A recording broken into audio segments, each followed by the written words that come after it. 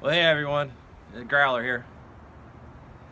I want to go ahead and get started on sharing with you what gear I've chose to take along for my Appalachian Trail through hike.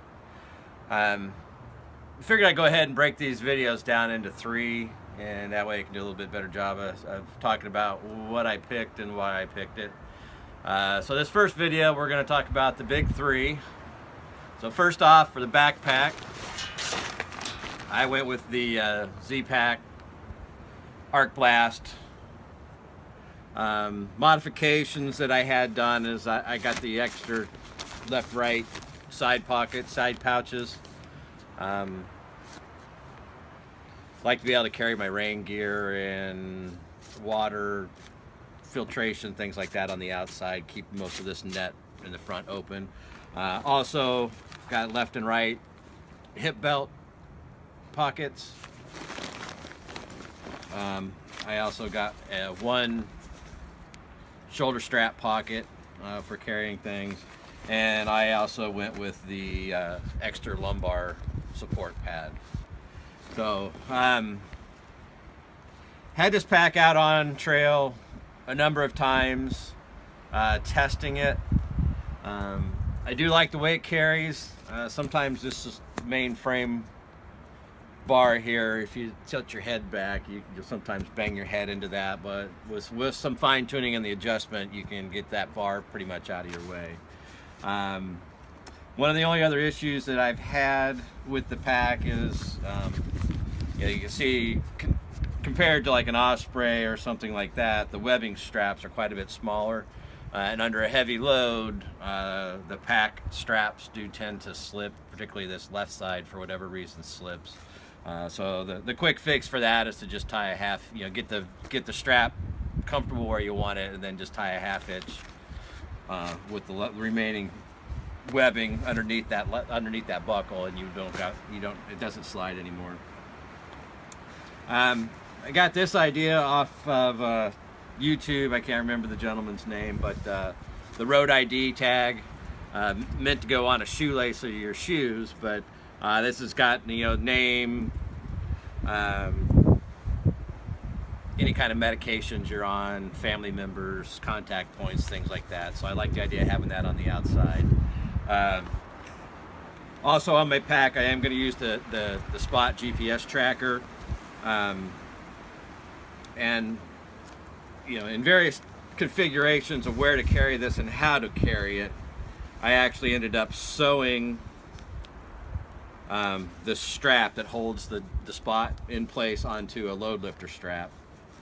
So that keeps it pretty much back behind my shoulder. It doesn't rub against my neck. It stays out of the way where I need it to be, plus it shoots straight up. I also did make this little card here that I also attached to this load lifter strap, but to remind me of what the different buttons mean when I push them. And also importantly, if I inadvertently push the SOS button, the instructions are here on how to cancel the SOS button so I don't get help arriving. Really like the pack. Some of the difficulties I have is the hip pockets. They are difficult to zip and unzip while you're wearing them. It does take a little finesse to get used to it. The other thing that I struggle with, and I'm not sure if it's just me, but I have a hard time reaching behind and getting to the water bottle pockets. I can't really get them. If I get it out, I have a hard time getting it back in, or vice versa. So I've opted to go when I cover the water system, but I'll have a bite valve type bladder just because I can't reach the pockets.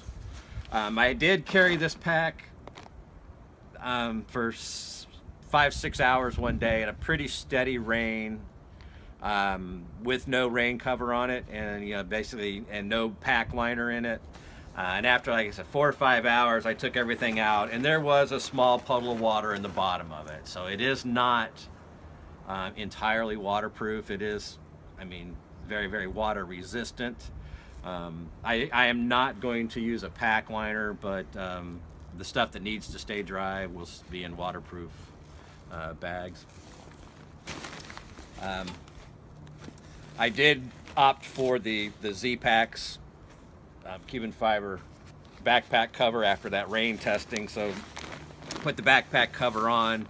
Hopefully hours and hours and hours in the rain, no water will get down inside the bag and everything should be fine. I also got several beaner clips here to attach things, and I also do carry 3 binder clips on here for like clipping a bandana to, or laundry or anything like that that you would need. So the pack, everything you see on the pack as it stands, including the spot, is 33.5 ounces. So for the sleep system, my whole sleep system is in this, it's an X-Ped schnozzle bag is what it's called, but it is a waterproof dry bag that also functions as a inflator for my sleeping pad. So everything in here for my sleeping system comes out at 28.5 ounces. So what's inside here?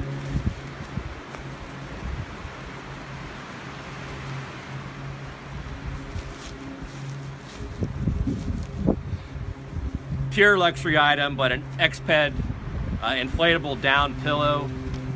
Sleep is quite important to me, so it's worth the pillow is 5.1 ounces, but I'm gonna carry that. My sleeping pad is the X-Ped inflatable.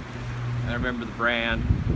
The reason I chose the X-Ped over the Thermarest is this one doesn't make any noise when you roll around on it. And the other thing I like about it is on the sides of it, it's a mummy-shaped bag, but on the sides of it there's bolsters, so you tend not to roll off of it as easy as you would just a flat inflatable. In one of my preliminary shakedown hikes, just for reference for everyone, I don't know if you can see the repair that's been made here, but it was a clean rip, probably an 1.25 inches into this material. I don't carry the patch kit nor the glue. This is just some Z-Pack's Cuban fiber repair tape. So straight down that seam along the edge and then on the back. And this thing has been, that repair's held up many, many, many nights. So that's what I will use to repair holes, is Cuban fiber tape.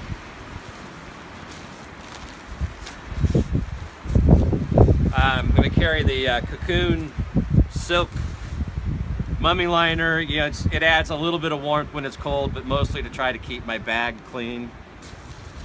And then for the bag, I am using the Enlightened Equipment Revelation, and it is a 30-degree long bag with some of the extra fill in the footbed. So that is my sleeping system. Really love the quilt, really love the pad, the pillow.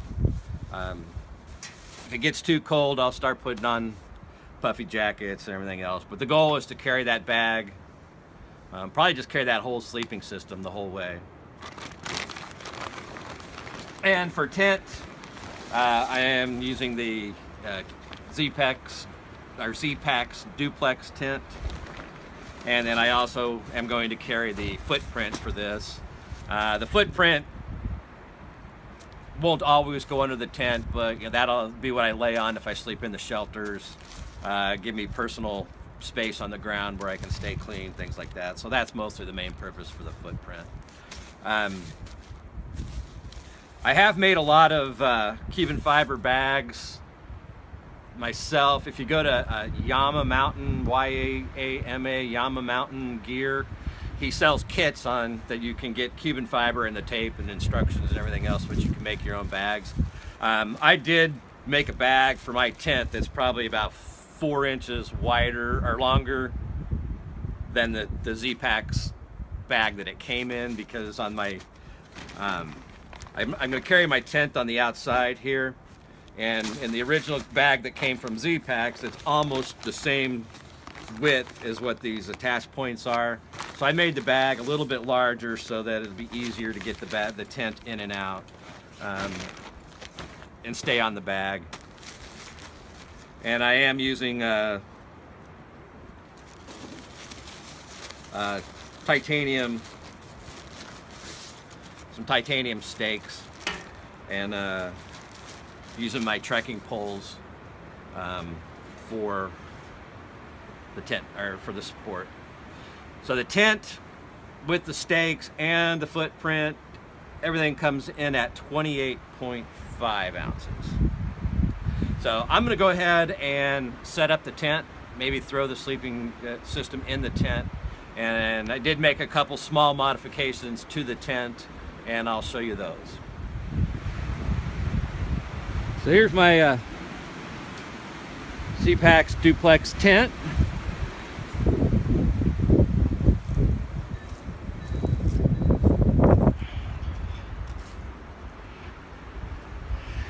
One of the requirements for me was I needed to be able to sit up in my tent upright, and I also wanted to be able to keep my gear inside with me instead of having to keep it outside. So I do not have any of the vestibules closed or anything on that, just to let some light onto the inside. I really didn't make too many mods to the tent. The only thing I did on the inside was when I ordered it, I got the extra Cuban fiber with the attached clips. Let me crawl in here. My idea was that up here, these clips, I intended to put a gear loft in there, but I did not like the way that worked out. So what I've done here is I've just used little mitten clips and some cord to the latch, and I've made a little clothesline here, so as I'm sleeping I can hang some stuff up to dry.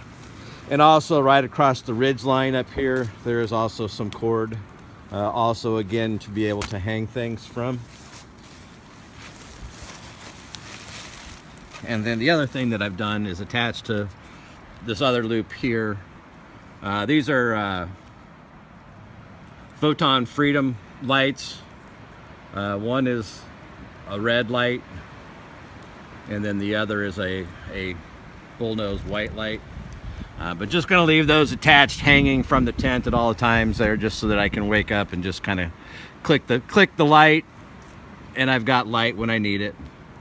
And then the other thing that the loops do is I wear glasses, so when I go to bed at night, my glasses will be hanging up there so that I don't roll around on top of them and damage them, or they'll be hanging up from the ridge line somewhere where they're safe from getting smushed. All right, I've moved back inside out of the wind, but on paper, weighed on, shipping scales, ounce by ounce, these big three should have been 6.7 pounds. Use a little luggage scale.